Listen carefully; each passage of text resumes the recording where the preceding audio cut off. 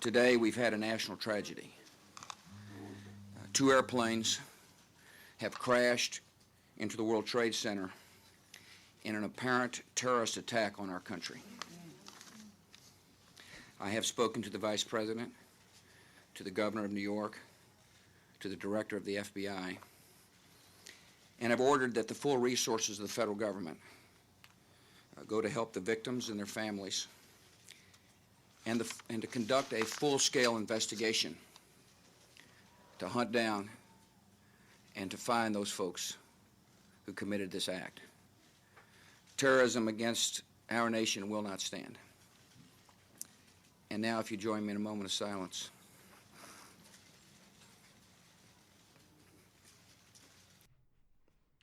Welcome to the Abridged Presidential Histories with Kenny Ryan, Episode 43, George W. Bush, The Decider.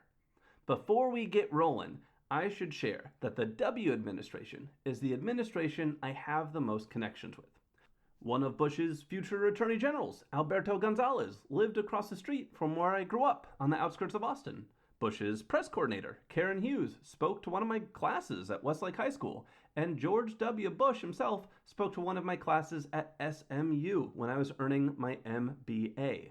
Have you ever thought you were signing up for one thing and you got something entirely different instead? If the answer is yes, you have that much in common with George W. Bush. When W won the American presidency, the United States was the world's only superpower. The government was running a surplus. Everything was great. The next 4 years were going to be about tax, education, and entitlement reform. He was sure of it. And then the largest terrorist attack in world history changed everything. From that moment on, Bush was a war president, and he was going to do everything in his power, constitutional or not, to make sure the United States never got hit again. And if he could settle some family business with Saddam Hussein along the way, well, what's the worst that could happen?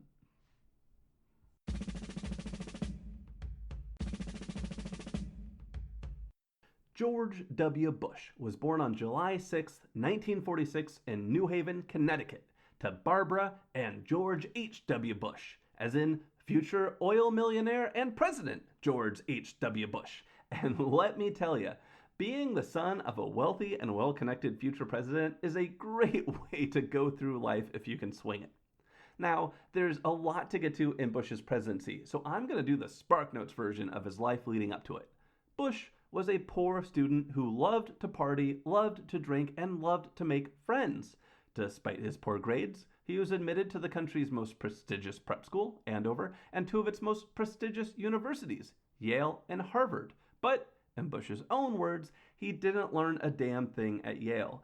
A kind Yale classmate said Bush was a student of people, not books. A less kind Harvard Business School classmate said Bush was, quote, the only Harvard Business School graduate that I know of who ever left there without a goddamn job. But what Bush did have was family connections. Good ones. Bush dodged Vietnam by joining the same Texas Air National Guard outfit that sheltered sons of Texas oilmen, businessmen, and 7 starters from the Dallas Cowboys.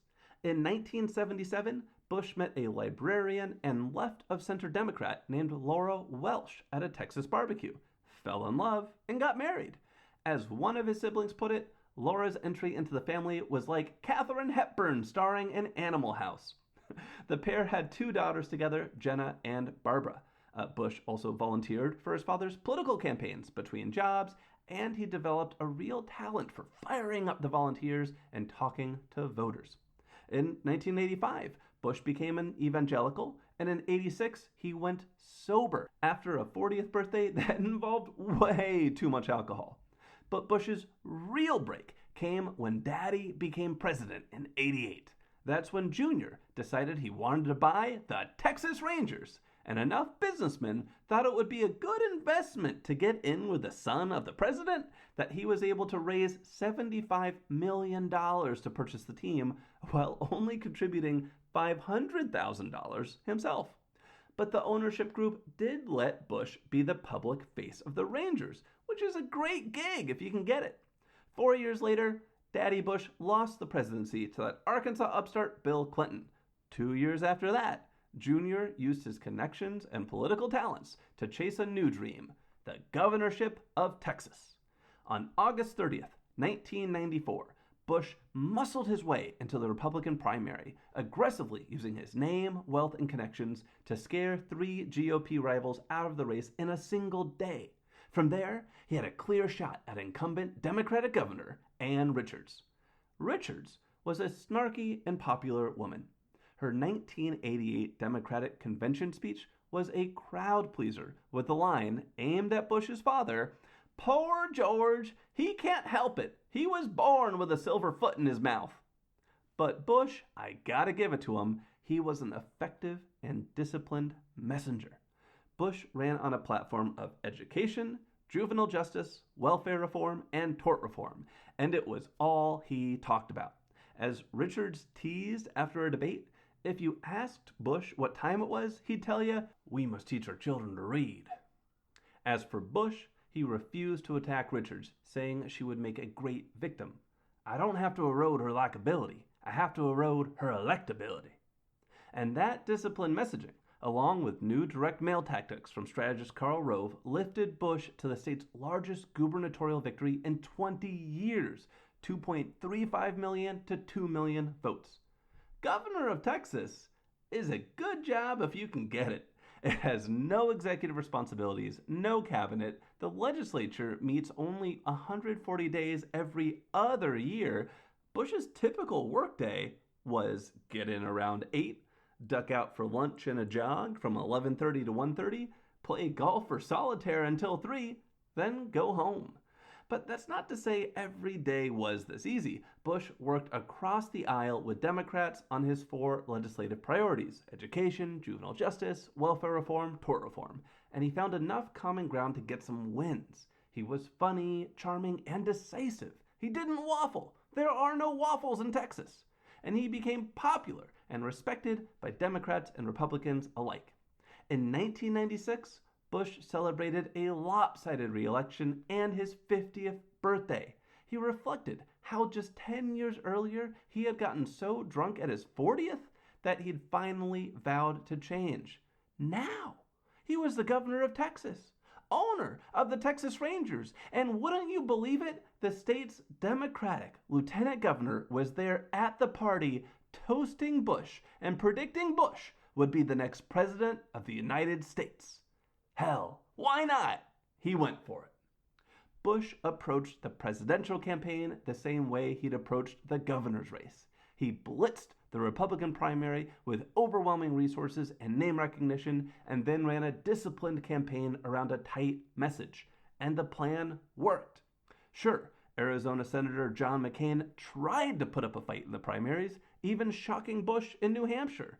But, well, Bush spent $35 million to buy all the airtime in South Carolina, and his supporters accused McCain of having an illegitimate black child, which is not true, by the way, but this all was enough to sweep McCain out of the race.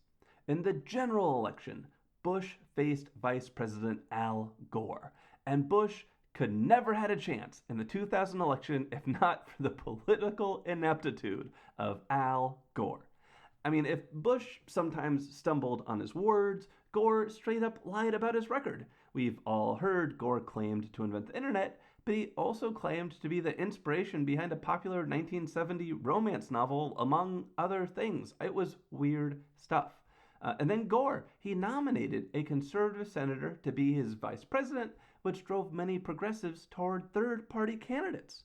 And Gore ran away from the exceedingly popular Bill Clinton. Gore was afraid he'd be tainted by Clinton's Lewinsky scandal, but that distance only served to sever Gore from Clinton's sterling economic record. The economy was booming, and Clinton was sitting there with 66% approval rating. A Gore victory should have been a shoo-in, but he ran poorly.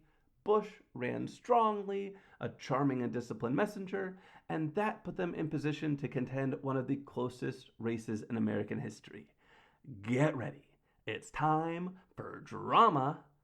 On November 7th, 2000, Election Day, Bush cast his ballot in Austin with Laura, then gathered the family for a celebratory dinner.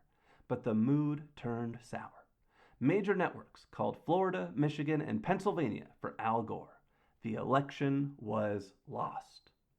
Bush left the restaurant without eating, bowed in defeat. But when he reached the governor's mansion, Karl Rove told him to take heart. Florida had 2 time zones, and the fiercely Republican panhandle hadn't counted its votes yet. Sure enough, when those came in, the networks reversed their prediction and declared Florida too close to call. As the other 49 states reported their tallies, it became clear to all the presidency of the United States would all come down to Florida. At 1:15 a.m., Bush took a slight lead, and the networks called Florida and the race for Bush. Al Gore called to congratulate Bush on his victory and concede, but he asked Bush to give him 15 minutes to talk to his supporters before he would make a public concession speech. Bush said all right, and 15 minutes passed. Then another 15 minutes passed. At 2:30 a.m. CT, Gore called again and said, "Circumstances have changed dramatically since I first called you. The state of Florida is too close to call." "Are you saying what I think you're saying? Let me make sure I understand. You're calling back to retract that concession?" "You don't have to be snippy about it," Gore said. "Well, you gotta do what you gotta do," Bush said before hanging up. Bush considered declaring victory, but his brother Jeb, governor of Florida, said the results were too close and urged him not to. Then Bush got some intel. The Gore campaign was dispatching a team of lawyers to organize a recount in Florida. Bush was urged to do the same, and with zero time to think, he tapped his dad's old right-hand man, James Baker, former campaign manager and Secretary of State, to lead the charge. When dawn broke the following day, Bush led in Florida by 1,784 votes out of almost 6 million cast. Under Florida election law, this triggered an automatic recount. Each county ran its ballots through the machines again. When they were done, Bush's lead had shrunk to 327 votes. Then the lawyers weighed in. Gore's campaign asked for a hand recount in the 4 Florida counties that were most strongly Democratic. In other words, the counties where missed votes were most likely to be for Gore. They also happened to be 4 counties whose ballots were a mess. Some used hole punchers, which raised the question, does a vote count if a hole isn't fully punched? Others had confusing layouts that likely led thousands of voters to cast their ballots for third-party candidate Pat Buchanan when they thought they were voting for Al Gore. Bush's team sued to block those recounts, arguing the more ballots are recounted, especially by hand, the more likely it is that human errors will be introduced, which is a fair point. Then, Florida's Secretary of State weighed in, saying the counties could only count ballots that had already been counted. In other words, if they found legitimate ballots that had not been counted on accident, tough luck. Do not count them. A big blow to the Gore campaign. Have I mentioned Florida's Secretary of State was not only a Republican, but chair of Bush's campaign in Florida? Then, Florida's Attorney General weighed in, saying Florida's counties should ignore Florida's Secretary of State and continue counting votes. Have I mentioned Florida's Attorney General was a Democrat? And then the state's Supreme Court weighed in, also telling the counties to ignore the Secretary of State and continue counting votes. Have I mentioned every member of the Florida Supreme Court was appointed by Democratic governors?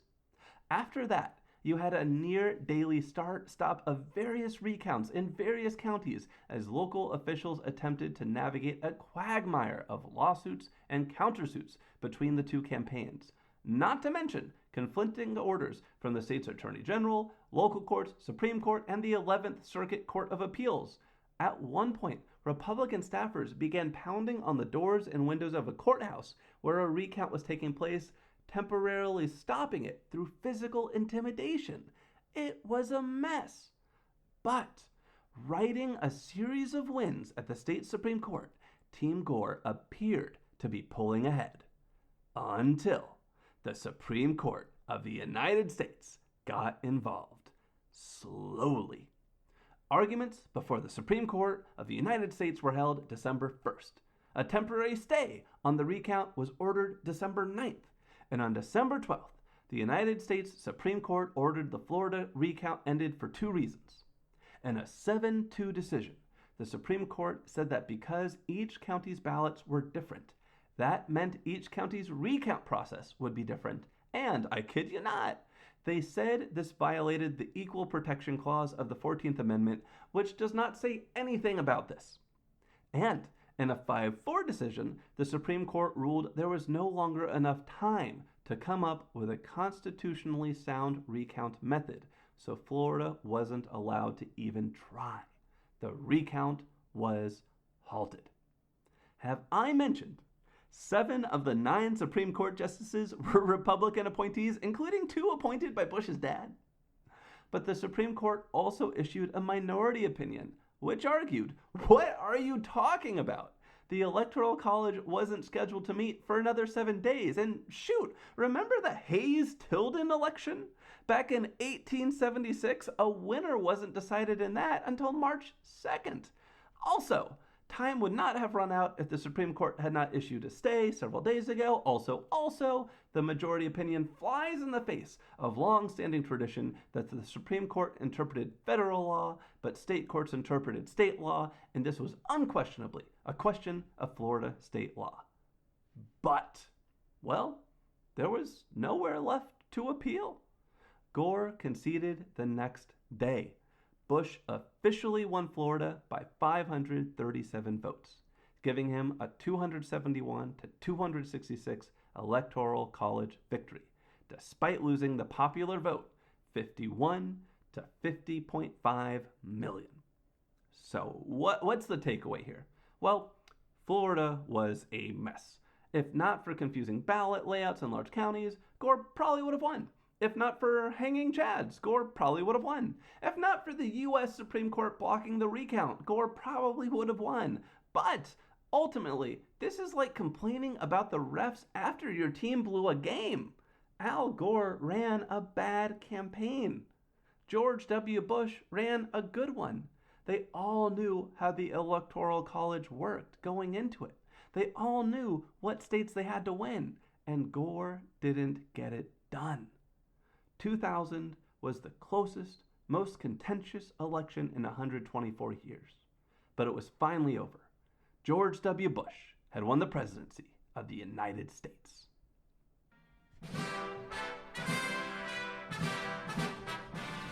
And so, on January 20th, 2001, 54-year-old George W. Bush, the privileged son of a wealthy president who fell out of the National Guard, went bust in the oil business, and traded Sammy Sosa from the Texas Rangers, but who discovered he was a natural at politics and became a bipartisanly popular governor of Texas, was sworn in as the 43rd president of the United States of America, the first son of a former president since John Quincy Adams in 1824. But what did the world and the country look like when W became president? Let's look around.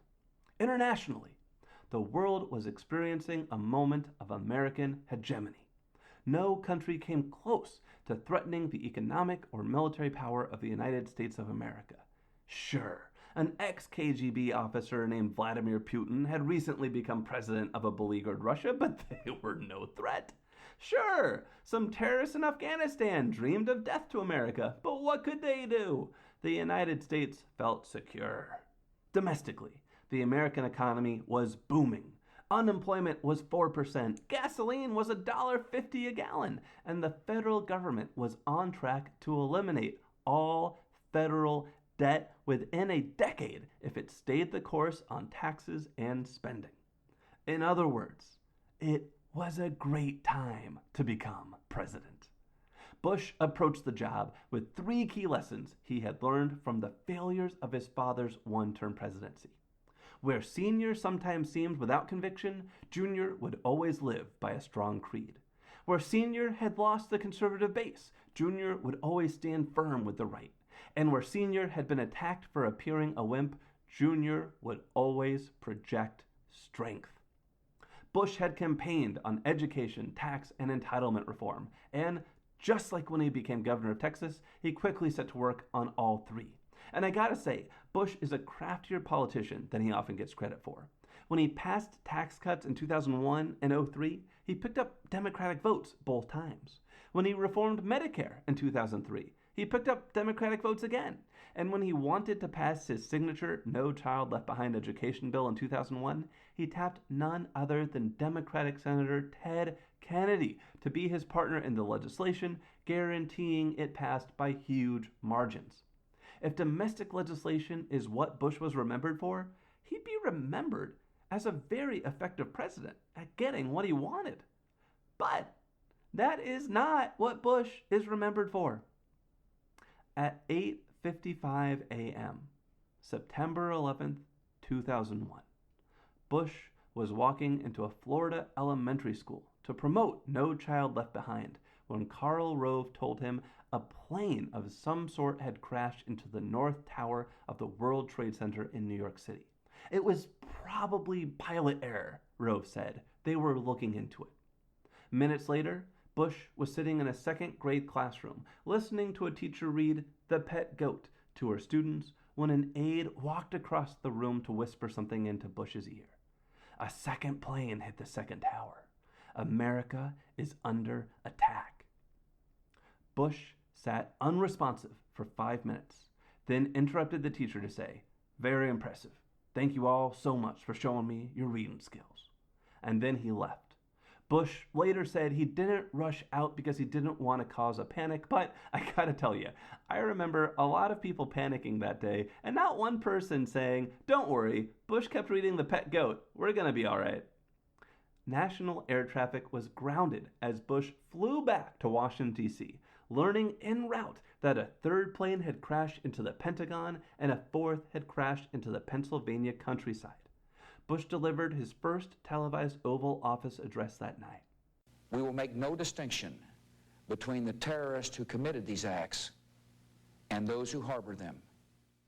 And then Bush met with his national security team. The team had warned him that something like this could be coming. Just 1 month earlier, he'd received an intelligence briefing titled Bin Laden Determined to Strike in U.S., which included the text, quote, "FBI information since 1998 indicates patterns of suspicious activity in this country consistent with preparations for hijackings or other types of attacks."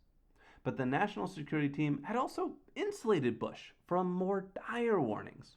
When the counterterror chief warned National Security Advisor Condoleezza Rice on July 10th that there will be a significant terrorist attack in the coming weeks or months, she did not relay that urgency to Bush. But the night of September 11th, there was urgency now, and a clear enemy, Osama bin Laden, leader of the Al-Qaeda terrorist network. 3 days later, in one of the most memorable moments of the Bush presidency, he visited Ground Zero and started talking to a crowd. Someone shouted from the back, "We can't hear you!" And Bush responded, "I can hear you!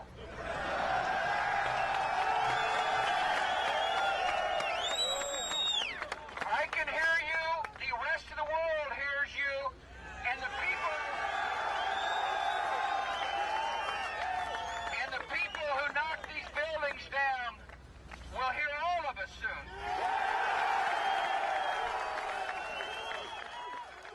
Hours later, Congress adopted a joint resolution 98-0 in the Senate and 420-1 in the House, authorizing the president to, quote, "use all appropriate force against those nations, organizations, or persons he determines planned, authorized, committed, or aided the terrorist attack that occurred on September 11th, 2001, or harbored such organizations or persons."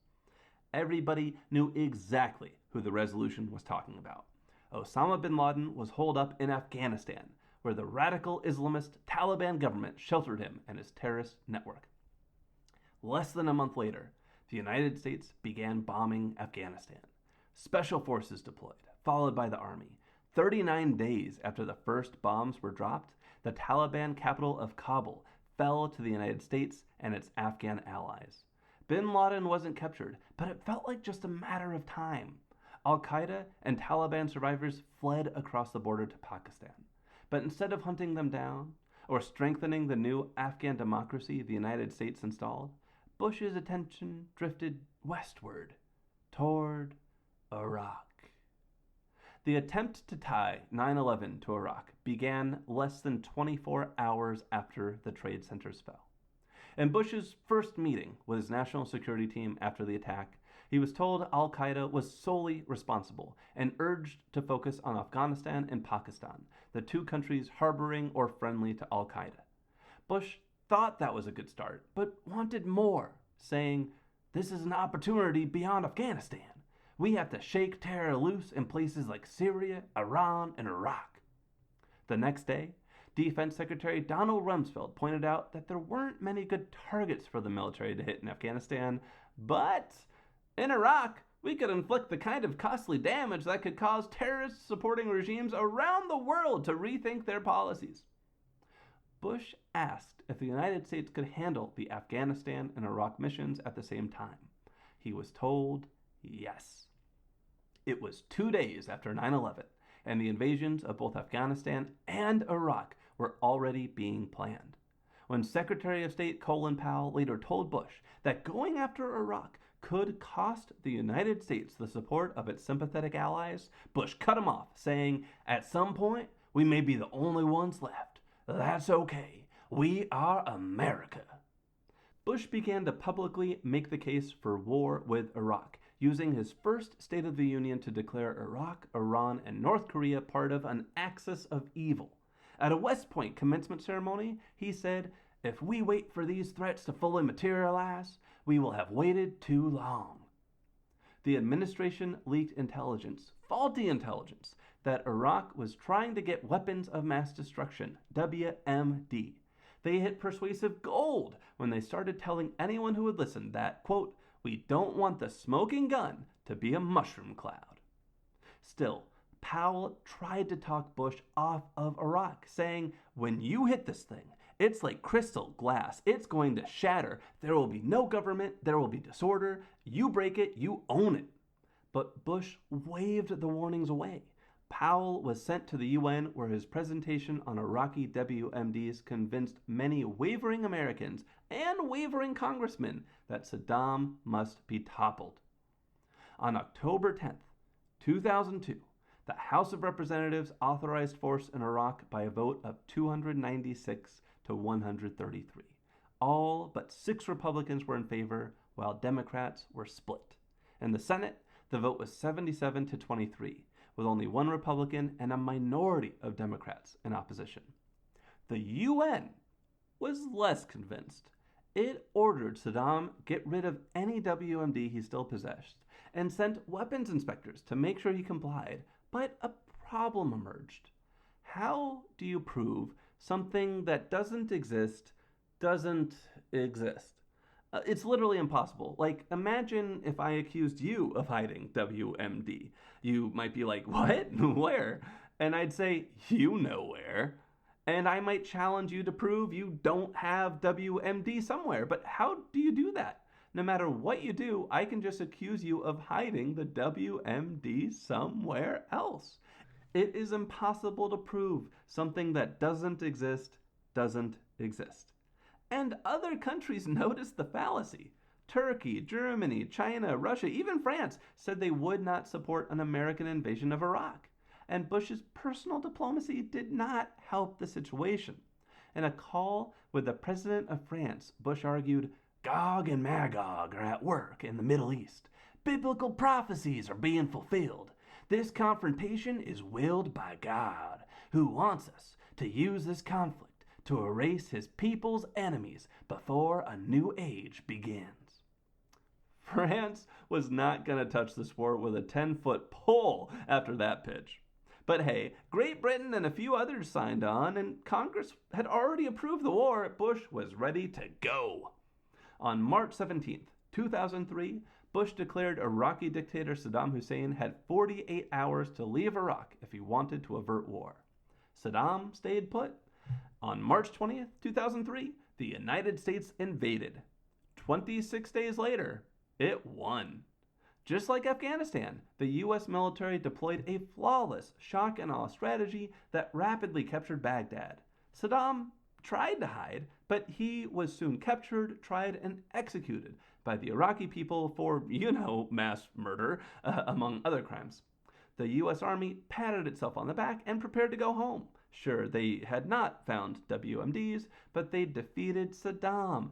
Any Iraqi threat to the United States was over. A transition team was prepared, a new government would be installed, and the United States would get out. But then, inexplicably, Bush changed the mission. On May 1st, 2003, Bush, the old National Guard pilot, landed a Navy jet on an aircraft carrier that was sailing back from the Persian Gulf, stood before a giant mission accomplished banner, and declared a new mission. The United States would not leave Iraq until democracy was established. Which was not what the Army had in mind at all. The military's plan was to topple Saddam and leave. Turning a nation that had known decades of dictatorship into a democracy? That's a major challenge. And the person Bush put in charge was not up to it. Enter Paul Bremer, a former consultant and State Department employee with zero experience in the Middle East. Bremer moved into one of Saddam's old palaces and did two very dumb things.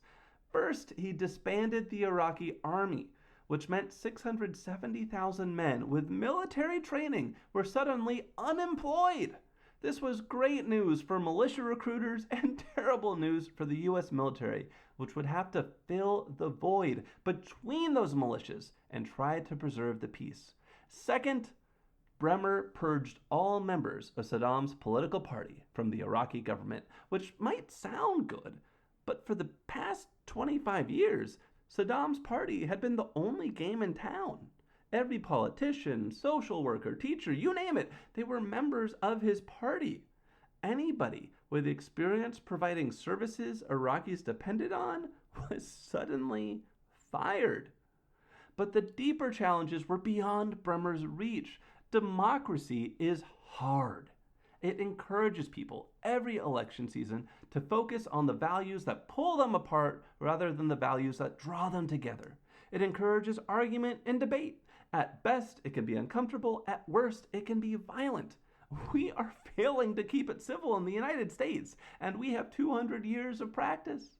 In Iraq, where sectarian divisions are right there to be exploited by demagogues, the experiment in democracy got violent fast. Sunnis, Shiites, and Kurds began fighting. Some in the administration discussed breaking Iraq into 3 separate countries, but Bush insisted on keeping it whole, and he wanted the U.S. military to hold it together. And then the Abu Ghraib scandal hit the news, and American soldiers went from liberators to occupiers in the eyes of many Iraqis. Okay, so what was Abu Ghraib? Abu Ghraib was a prison in Iraq, a prison where Americans humiliated and tortured Iraqi prisoners. That alone is horrible, but it gets worse. This behavior wasn't a one-off accident. It was American policy. What? Back when the United States was rapidly winning its war in Afghanistan, it rapidly captured a large number of Taliban and Al-Qaeda fighters. U.S. policy since the days of George Washington had been to oppose torture, but Bush saw Afghanistan differently. What if we captured someone who had intel on a pending terror attack? Should we really treat that guy humanely? Or was it okay to break a few rules and perhaps a few bones to get them to talk? Bush decided the priority was making them talk, and he turned to the Office of Legal Counsel, OLC, to give him the framework to do it. The OLC is a funny office. It has the power to write secret legal opinions that exempt people from having to obey American laws. If the OLC says you are allowed to steal candy from babies, you can steal all the candy you desire. They print get-out-of-jail-free cards. It's kind of crazy. And the cards they printed for Bush said 2 things. 1, Afghans and later Iraqis were not prisoners of war entitled to protections. They were unlawful combatants. And the Geneva Conventions don't say anything about unlawful combatants. You can totally torture them. But two, we weren't torturing them. No. We were deploying enhanced interrogation techniques. What are some examples of enhanced interrogation techniques? Waterboarding, forced nudity, locking prisoners in small boxes with insects, slamming them into walls, beatings. Oh yeah, it was totally torture. Bush just pretended it wasn't. Which brings us back to that Iraqi prison, Abu Ghraib. The CIA encouraged Abu Ghraib guards to torture inmates, which they did. When the Abu Ghraib story broke, pictures of smiling American soldiers humiliating naked Iraqi prisoners spilled into the public, incensing Iraqis of all stripes and horrifying the American people.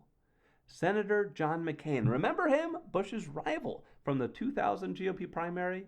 Well, he was also a former Vietnam prisoner of war who had been tortured for 5 years by the North Vietnamese.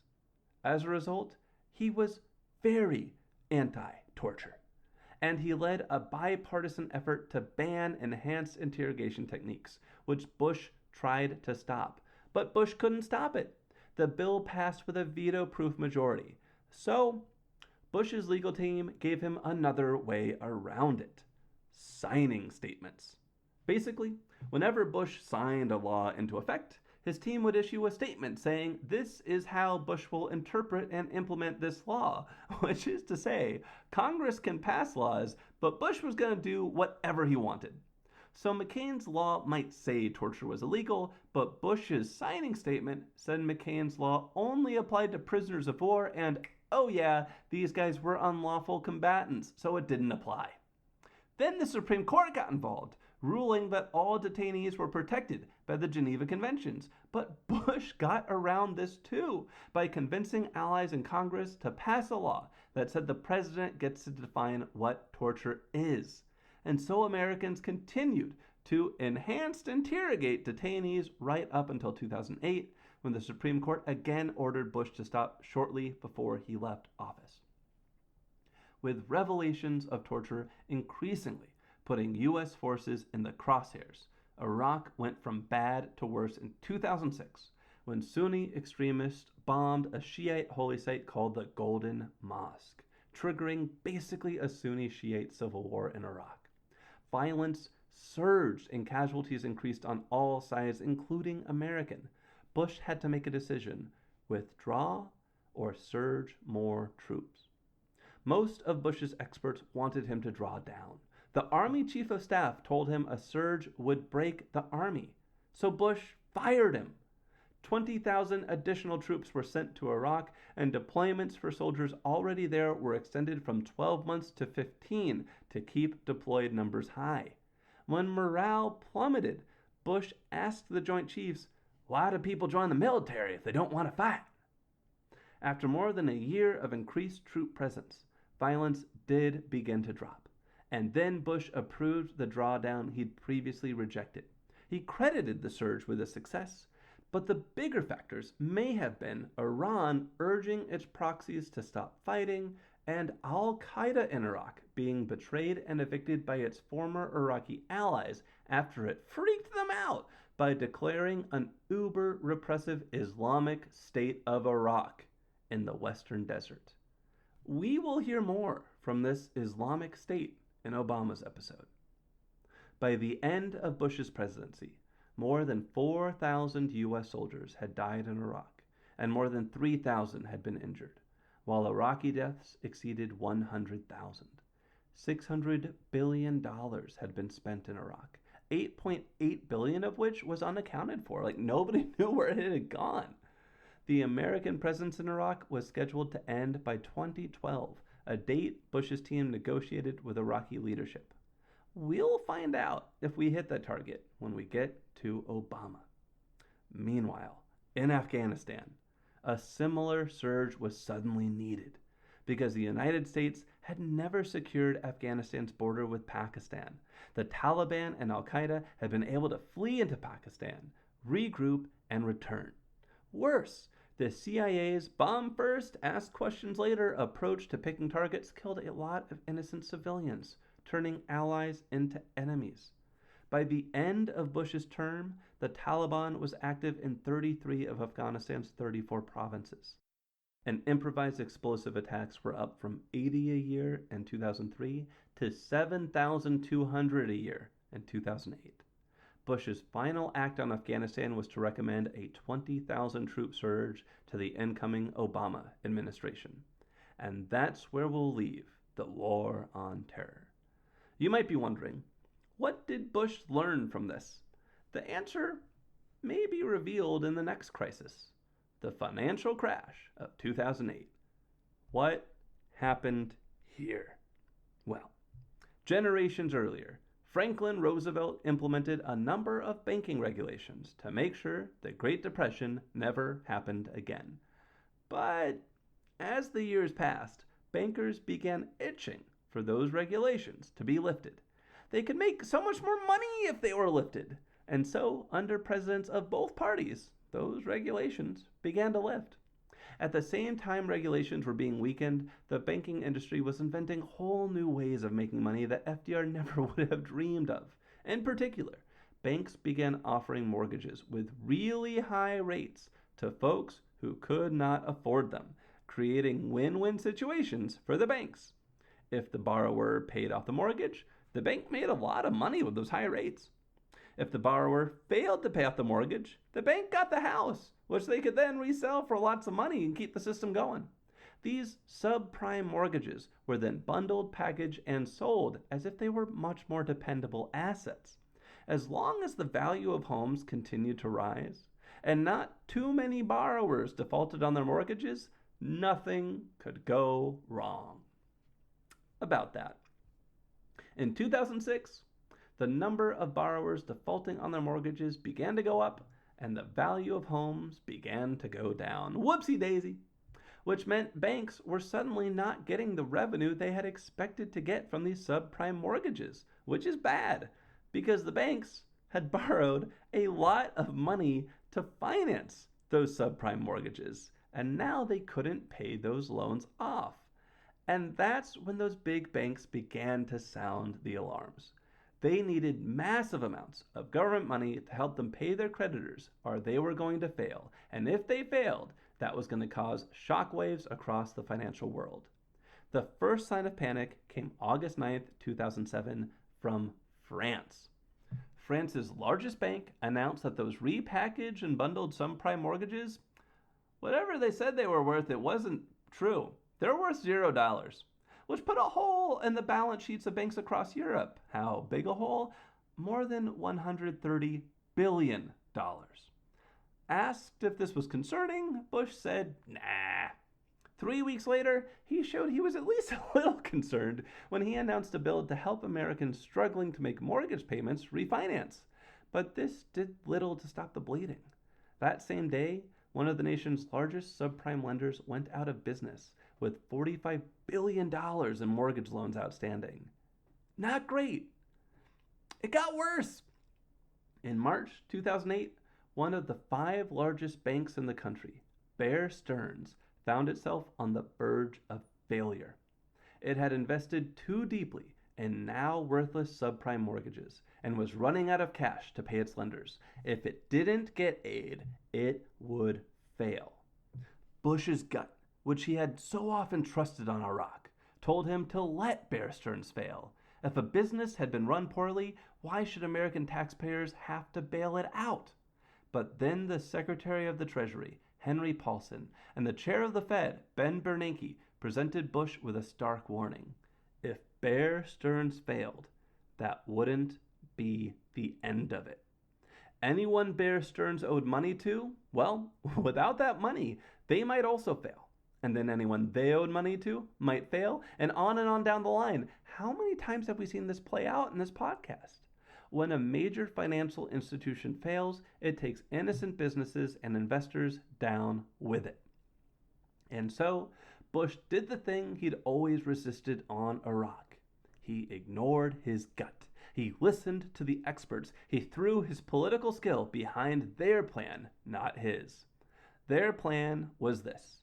The Federal Reserve negotiated a deal for another massive bank, J.P. Morgan Chase, to buy Bear Stearns for $1.1 billion, which sounds like a lot, but it is a 94% discount off what Stearns had been worth just months earlier. Oh, and all those subprime mortgages that were now worth $0, the Fed paid $30 billion for them.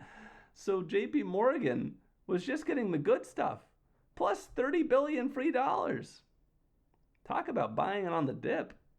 But that didn't end the crisis. A few months later, Fannie Mae and Freddie Mac called for help. Fannie Mae and Freddie Mac are two of the largest mortgage lenders in the United States, financing roughly 2/3 of all home loans. They are private companies, but have government charters, which means everyone assumes their debt is backed by the U.S. government, even though it isn't. The long and short of it is, if they ever defaulted on their debt, the world would assume the U.S. government was defaulting on its debt, even though it wouldn't be, and U.S. credit ratings would probably fall. And if U.S. credit ratings fell, that would make future federal borrowing more expensive, i.e., imagine if your taxes went up solely because Fannie Mae and Freddie Mac didn't pay their bills. In the summer of 2009, their bills totaled $5.2 trillion. Bush had to decide what to do. Let them fail or save the banks. Again, Treasury Secretary Paulson made the case for saving the banks and presented a plan for how to do it.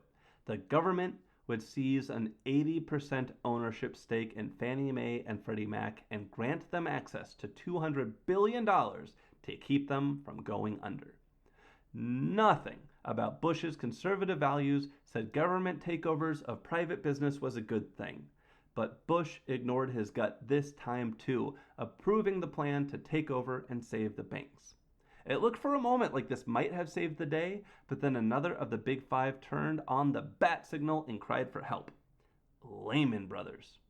The Treasury Department tried to negotiate a buyout, and two banks expressed interest, Bank of America and Barclays. But unlike with Bear Stearns, Fannie Mae, or Freddie Mac, the Treasury refused to sweeten the deal by absorbing Lehman Brothers' subprime assets, possibly because the Treasury Secretary used to work for Lehman Brothers' biggest rival. Refusing to cover the subprime assets caused the deal to fall apart. With no rescue on the way, Lehman Brothers filed for bankruptcy on September 15, 2008. And that's when the bottom really fell out from the economy. Unemployment began to rise from 4% to 10%. The stock market experienced one of its largest one-day drops on record, with financial stocks hit especially hard. AIG, the American Insurance Group, saw its stock plummet 60% and found itself, too, staring into the abyss of bankruptcy. Paulson told Bush that if AIG went down, it could take Morgan Stanley and several other large banks with it. He presented a plan for the government to save AIG by taking an 80% ownership stake in the company, effectively nationalizing it. Bush said okay. But Bush's economic advisors realized that being reactive wasn't working. A proactive strategy was needed, so they presented one to Bush. The most controversial part of the plan was TARP. TARP stands for Troubled Asset Relief Program, a program that would give the treasurer $700 billion to buy worthless subprime mortgage assets from banks. Buying those assets from banks would give banks the money they needed to balance their books and pay their bills. It would require a vote by Congress to make it happen. Bush was told that if TARP didn't happen, more banks would fail and the crisis would become worse than the Great Depression. Like most Americans, Bush did not like TARP on principle, but he told an advisor, "If we're really looking at another Great Depression, you can be damn sure I'm going to be Roosevelt, not Hoover." And he set about rallying support for the bill. The good news for Bush was that the opposition party, the Democrats, were on board. The bad news for Bush was that his party, the Republicans, were reluctant, though they were slowly getting in line. Until an unexpected phone call blew everything up. our old friend John McCain. Yes, the same guy Bush had beat out in 2000 and feuded with over torture had just become the Republican candidate for president of the United States. And he was losing to Democratic nominee Barack Obama. So, 2 months before Election Day, McCain threw a Hail Mary. He publicly requested an immediate White House conference with congressional leaders to discuss TARP. Bush was furious. Negotiations were in a delicate place, but he couldn't publicly buck his party's presidential nominee. McCain, Obama, and other congressional leaders were invited to the White House. Bush opened the meeting by stressing the need for TARP. Secretary Paulson pressed for urgency. Then Bush turned to Speaker of the House Nancy Pelosi, as was protocol in such summits, and Pelosi said Obama would speak for the Democrats.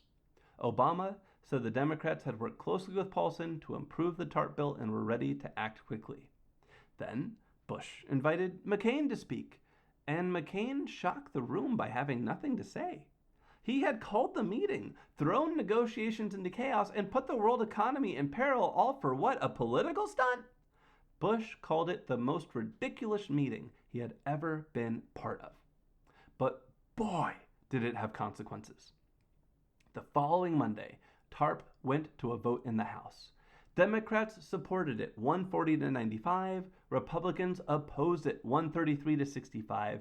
What's that add up to? A 205 to 228 defeat. The stock market went into free fall, wiping out $1.2 trillion in value. But Bush didn't give up. He set about arm-twisting congressmen to get another vote and pass the bill, lest Republicans be blamed for another Great Depression. He started adding riders to get the votes he needed, tax cut extensions for Republicans, mental health care support to woo Democrats, whatever it took to get the votes. The bill was reintroduced in the Senate, where support was greater, and it passed 74 to 25. Days later, the House voted again, and Bush's hard work paid off. TARP passed 263 to 171. It was rushed to the White House and signed 2 hours later. TARP did not end the crisis, but it did arrest the free fall. Instead of using the $700 billion to buy assets, the Treasury bought non-voting preferred stock and struggling banks, infusing them with cash that way. The passage of TARP, the saving of Bear Stearns, AIG, Fannie Mae, and Freddie Mac were all actions that cut against the core of what Bush believed in. They were deeply politically unpopular, but when presented with compelling arguments that inaction would be costlier than action, Bush threw himself behind solutions. For many Americans, it was the final blow to a battered legacy. But if Bush hadn't acted, it could have been worse. On January 20th, 2009, Bush left the White House for the last time. He retired to his ranch in Crawford, Texas, took up painting, and has largely been absent from the world stage since. So, how had America changed during the 8 years of the Bush administration?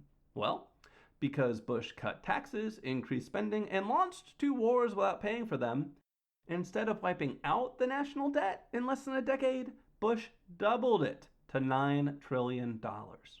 The world's greatest economy was now suffering its first depression since the Great Depression, and a country that had been at peace was now bogged down in 2 far-away wars. So, not great. On the invention front, social media came into its own with the launch of Facebook in 2004, YouTube in 2005, and Twitter in 2006. The iPhone was launched in 2007, and Blackberries were popular for a hot minute. Oh, poor Blackberries. The final 3 Harry Potter books were released while Bush was in the White House, as were all 3 Lord of the Ring movies. My wife can still recite the words of Eminem's Lose Yourself, which was released in 2003. Internationally, the Second Intifada raged in Israel and the occupied territories from 2000 to 2005, resulting in Israel building a massive wall between itself and the West Bank to reduce the number of suicide bombings. Israel ended its military occupation of the Gaza Strip in 2005, which then held free elections at Bush's urging, resulting in the election of Hamas, a terrorist group dedicated to the destruction of Israel. That would turn out tragically for everyone in the region. But all of that pales next to the tragedy of Darfur, where Black and Arab populations engaged in a brutal war and genocide that killed hundreds of thousands of people. That conflict began in 2003. It wouldn't end until 2020. And there are two other topics from the Bush administration I want to hit on. On August 29, 2005, Hurricane Katrina made landfall 40 miles east of New Orleans and quickly became one of the deadliest natural disasters in U.S. history. Bush had expected local authorities to manage the hurricane without issue, just as they had when Katrina passed over Florida 4 days earlier, but this was different. Katrina hit at just the right point and with just the right force to overwhelm the levees that protected New Orleans from Lake Pontchartrain and flood the city. 1,390 people died, 217,000 homes were destroyed, civil order broke down, and Bush kept putting his foot in his mouth by saying FEMA was doing a great job. Bush's approval ratings plunged from 52% to 38% and never recovered. I also want to talk about PEPFAR, Bush's secret plan to combat AIDS. When Bush became president, the AIDS epidemic was infecting up to 25% of adults in some African countries. The U.S. was spending $500 million to help, but Bush thought it wasn't enough. He asked Dr. Anthony Fauci, director of the National Institute of Allergy and Infectious Disease, to do better. So Fauci put together a plan to spend $15 billion over 5 years to get life-saving drugs to 2 million people, prevent 7 million new infections, and provide care for 10 million AIDS victims and the kids they left behind. 14 African and Caribbean countries plus Vietnam would be the beneficiaries, and the impact was huge. A Stanford study estimates 1.1 million lives were saved in the program's first 3 years.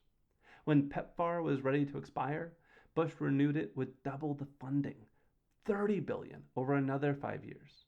It's frankly one of the most generous acts of any president on the global stage, right up there with the Marshall Plan, and it shouldn't be forgotten. That said, if you're going to remember Bush for 3 things, I'd recommend 1. Bush lost the popular vote but won the Electoral College after the Supreme Court stopped recount efforts in Florida during the 2000 presidential election. 2. After the terror attack of 9/11, Bush ordered the invasions of Afghanistan and Iraq, saw both countries go to hell on his watch, and okayed the torture of detainees. And 3. When the financial crisis struck, Bush ignored his gut, listened to his advisors, and bailed out banks and passed TARP, further tarnishing his reputation, but honestly, probably saving the world from a greater depression than the one we got. As for what can we learn from Bush? Well, listen to your advisors, especially when they are experts in fields you aren't very familiar with. I would never diagnose my own illness, rewire my own house, or launch my own nation-building strategy without entrusting the work to experts. Bush ignored the experts on Iraq with disastrous results, but listened during the financial crisis, potentially staving off a greater depression. Being the decider doesn't mean not being the listener. Thank you for listening to today's episode of Abridged Presidential Histories. If you enjoyed it, please subscribe and leave a 5-star review on your podcast listening platform of choice.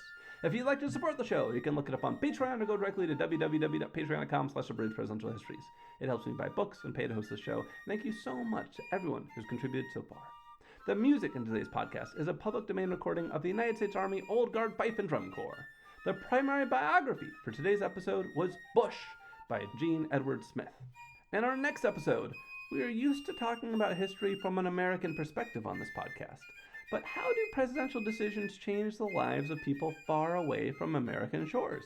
A conversation with an Afghan refugee, a woman who, thanks to the American invasion, was able to get an education and take on a role fighting domestic violence and abuse in the Afghan government. A friend who lost almost everything when that government collapsed. That's next time on Abridged Presidential Histories.